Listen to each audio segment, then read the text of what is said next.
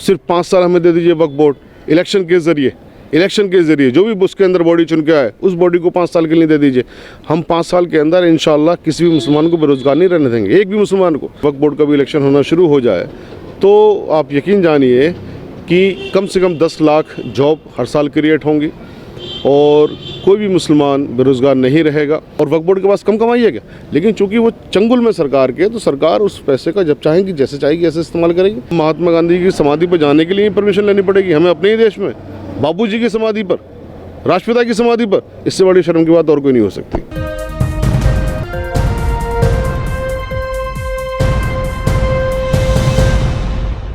Advocate Shahid Ali जी इस वक्त मेरे साथ जुड़े हुए हैं। आपने इनको अक्सर मुसलमानों की आवाज़ उठाते हुए भी देखा होगा। बहुत ही मुखर बोलते हैं और हमेशा वक्फ बोर्ड के लिए भी हमेशा से बोलते हैं। सर, आज जो आपने कॉल दी थी वक्फ बोर्ड के लिए कि इसको गुरुद्वारा कमेटी द्वारा ही इसके जो चुनाव है वो कराए जाएं, सर उस पर बताइए कुछ। देखिए, बिल्कुल हमारी यही कॉल थी और इस पर आज हम यहाँ पर प्रोटेस्ट करने के लिए आए। पुलिस ने प्रोटेस्ट नहीं करने दिया है और पुलिस ने वहाँ पर खड़े भी नहीं होने दे रहे हम लोगों को। बहरहाल हमारा मकसद नेतागिरी करना नहीं है, हमारा मकसद इस मुद्दे को आगे बढ़ाना है। तो हम लोगों ने यहाँ पर किया भी और हम लोगों ने यहाँ पर अपना मैसेज भी दिया। और हमारा मैसेज है कि गुरुद्वारा प्रबंधक कमेटी की तर्ज पर इसका भी इलेक्शन हो। और इलेक्शन इसलिए हो, देखिए 1925 में जब ये गुरुद्वारा प्रबंधक कमेटी एक्ट बना था तो महात्मा गांधी ने कहा था 25 जुलाई 1925 को कि आज हम जंग आज़ादी की पहली लड़ाई जीत गए। तो इतनी बड़ी ये चीज़ है कि अगर इसका इलेक्शन मुसलमानों में भी यानी वक्फ बोर्ड का भी इलेक्शन होना शुरू हो जाए तो आप यकीन जानिए कि कम से कम 10 लाख जॉब हर साल क्रिएट होंगी और कोई भी मुसलमान बेरोज़गार नहीं रहेगा। वक्फ प्रॉपर्टियों को अगर हम मार्केट वैल्यू में तब्दील कर दें तो हर मुसलमान के हिस्से में 30 से 35 लाख रुपये प्रॉपर्टी आती है। जो कौम यानी सरदार भाई हमारे 1925 में हासिल कर चुके, वो हम आज उसकी डिमांड कर रहे हैं 95 साल बाद। उन्होंने भी खैर 1920 में डिमांड शुरू करी थी, हमने 100 साल बाद डिमांड करनी शुरू करी है। हम इसमें कामयाब, अल्लाह का शुक्र हो रहे हैं और इंशाल्लाह इसमें कामयाब होंगे। जब वक्फ बोर्ड का इलेक्शन मुसलमानों के ज़रिए होगा तब ट्रांसपेरेंसी आएगी, अकाउंटेबिलिटी आएगी। और जो वक्फ बोर्ड डिफेंस के बाद सबसे ज़्यादा ज़मीनों का मालिक है तो फिर उन ज़मीनों का बंटाधार कोई भी नहीं कर सकेगा। लेकिन ऐसा आपको क्यों लगता है कि अगर चुनाव मुसलमानों द्वारा हो गए तो वक्फ बोर्ड में जो प्रॉब्लम्स हैं या फिर जितनी भी चीज़ें आप बता रहे सुविधाएं हैं वो सही हो जाएंगी? देखिए, मैं आपको एक मिसाल देता हूँ।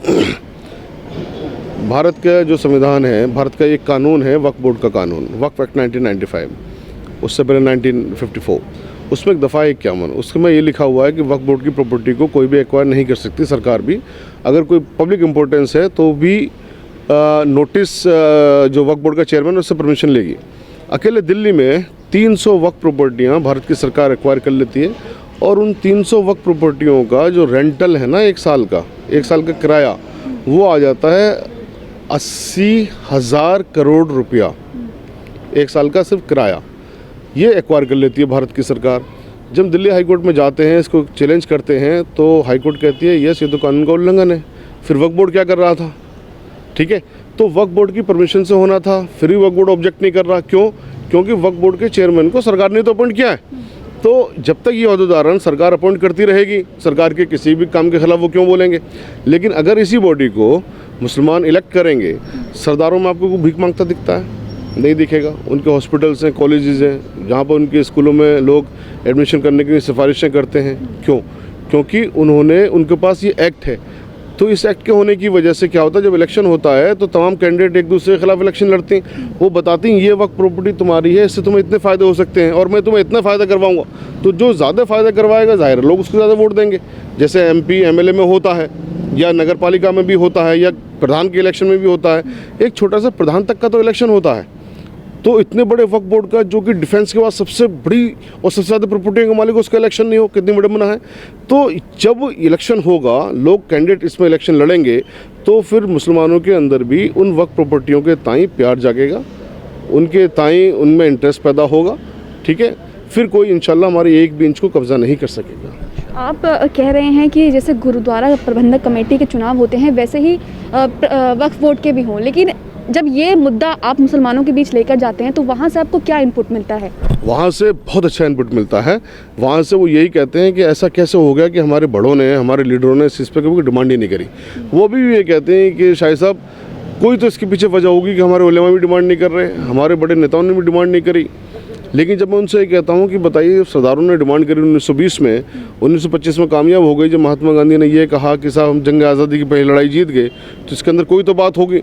फिर जब उनको ये बताता हूँ, देखो सरदारों में कोई भीख मांगता इसलिए नहीं दिखता कि उन्होंने अपनी जो प्रॉपर्टियाँ हैं गुरुद्वारों की उसको मैनेज कर लिया, ठीक है, उनका इलेक्शन होता है, इसलिए सारी चीज़ें तो उनकी समझ में आती है। अल्लाह का शुक्र समझ में आ रही है, और समझ में आने की वजह है कि जो हमारी वीडियो इन चीज़ों की निकलती है तो उसकी कई सौ करोड़ उसकी व्यूअरशिप होती है।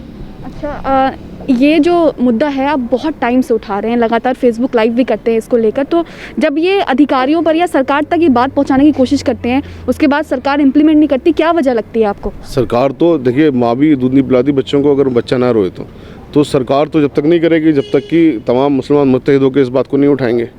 मैं तो बल्कि ये कहता हूँ कि ये तो पूरे हिंदुस्तान को आगे बढ़ाने की बात है, तो इसमें तो हिंदुओं ने भी मुत्तहिद होना चाहिए हमारे साथ में। तो जब सब लोग मुत्तहिद हो जाएंगे तो सरकार भी आगे आगे झुक जाएगी। सरकार तो उसी की बात सुनती है ना जिसकी आवाज़ में ताकत होती है, जिसके पीछे लोग होते हैं, जिसके पीछे सर होते हैं। जब सरकार को दिखेगा कि इनका वक्फ आंदोलन इतना मजबूत हो गया है कि इनके बगैर हमारा काम नहीं चलेगा, तो फिर वो वक्फ बोर्ड की या हमारी जो डिमांड है उनको पूरा करेंगे इंशाल्लाह। अच्छा, एक और जो परेशानी है वो निकल कर सामने आ रही है। काफ़ी दिन से वीडियो आ रहे हैं, हमने स्टोरी भी करी कि जो वक्फ बोर्ड के कर्मचारी हैं 10-10 महीने से उन्हें सैलरी नहीं मिली है। जब हमने उनसे बात करी तो उन्होंने कहा कि चेयरमैन नहीं है, सीईओ साहब जो हैं वो साइन नहीं करते हैं। उस पर क्या कहना चाहेंगे आप? बिल्कुल, इन सबका एक ही इलाज है कि इसका इलेक्शन अगर होगा, वक्फ बोर्ड के ज़िम्मेदारों का इलेक्शन के ज़रिए, मुसलमानों के ज़रिए वो इलेक्ट होकर आएंगे तो ये सारी परेशानियाँ ख़त्म हो जाएंगी।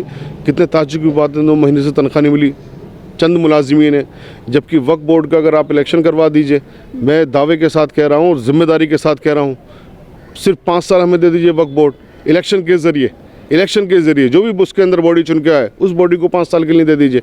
हम 5 साल के अंदर इंशाल्लाह किसी भी मुसलमान को बेरोज़गार नहीं रहने देंगे, एक भी मुसलमान को। और हम जो हमारी बहनें बेवाएँ हैं या तलाकशुदाएँ हैं उनको पेंशन भी करेंगे, जो बच्चे हैं उनको स्कॉलरशिप करेंगे, जो 60 साल से ज़्यादा के लोग हो गए उनको स्कॉलरशिप करेंगे, उनको हम पेंशन करेंगे। ये सारी वक्फ बोर्ड से करेंगे, वक्फ बोर्ड की कमाई से करेंगे। करके तो देखें ज़रा इस चीज़ के लिए। हम ये नहीं कह रहे हम बना दीजिए, किसी भी इलेक्टेड बॉडी को आप करवाइए इलेक्शन मुसलमानों का, इसका वक्फ बोर्ड का, फिर देखें कैसे रह जाएंगी। अब जो इमाम है हमारे, जो मुअज्जिन है हमारे, उनकी तनख्वाहें भी हम बढ़ा के देंगे। ये तो 9 महीने से तनख्वाह नहीं दे रहे क्योंकि सरकार के चंगुल में है। सरकार ने जिसको चाहना है उसको कर देना है, सरकार ने जिसको नहीं चाहना उसको, सरकार के पैसे नहीं है क्या? वो पैसे सरकार के पास क्यों नहीं दे रही सरकार पैसे? और वक्फ बोर्ड के पास कम कमाई है क्या? लेकिन चूंकि वो चंगुल में सरकार के, तो सरकार उस पैसे का जब चाहेगी जैसे चाहेगी ऐसे इस्तेमाल करेगी, हमें होने नहीं देगी। अभी जैसे मैंने आपको बताया कि दिल्ली में इतनी वक्फ प्रॉपर्टियाँ हैं, वो अगर सरकारी चंगुल से निकल जाए कितने लाख करोड़ रुपया हमारे पास रेंटल आ जाएगा बताना। उस पैसे से हम हर साल एक अच्छी यूनिवर्सिटी तामीर कर सकते हैं, कॉलेजेस तामीर कर सकते हैं, हॉस्पिटल तामीर कर सकते हैं। वो पैसा तो आवाम का ही पैसा है ना, पैसा तो मुसलमानों का ही पैसा है ना। और उन लोगों को जिनके पास डिफेंस के बाद सबसे ज़्यादा प्रॉपर्टी है, उनके मुलाजिमों को 9 महीने तनख्वाह नहीं मिली, कितने शर्म की बात है। तो इसलिए हमारा आंदोलन और भी है, इसके कामयाबी के लिए आप भी दुआ करें। तो ये जो प्रोटेस्ट आपका था, क्या इसके लिए परमिशन नहीं थी पुलिस से पहले, जो अभी एट ए टाइम मना कर दिया गया? देखिए, महात्मा गांधी की समाधि पर आने के लिए कोई परमिशन की ज़रूरत नहीं होती है। महात्मा गांधी जी की हमने समाधि पर जाना चाहते थे, हमारे पास में कोई प्ले कार्ड नहीं, आपने देख लिया है। हम यहाँ पे कोई आंदोलन नहीं कर रहे, हम महात्मा गांधी की समाधि पर जाने के लिए परमिशन लेनी पड़ेगी हमें अपने ही देश में, बापू जी की समाधि पर, राष्ट्रपिता की समाधि पर। इससे बड़ी शर्म की बात और कोई नहीं हो सकती। आगे भी इसी तरीके से करते रहेंगे? आगे देखेंगे क्या करेंगे, बताएंगे प्लान। तो ये थे शाहिद अली एडवोकेट, जो हमेशा से मुसलमानों के लिए आगे आते रहे हैं, चाहे तबलीगी जमात का मामला हो या फिर ये वक्फ बोर्ड का। काफ़ी अरसे से ये जो वक्फ बोर्ड का जो मामला है ये उठा रहे हैं कि वक्फ बोर्ड के जो चुनाव हो वो गुरुद्वारा प्रबंधक कमेटी की तरह ही हो, ताकि मुसलमानों को उनका हक मिले। न्यूज़ मैक्स के लिए कैमरामैन फयाज हुसैन के साथ मुन्ना। सभी अहम खबरों के लिए न्यूज़ MX को सब्सक्राइब करें,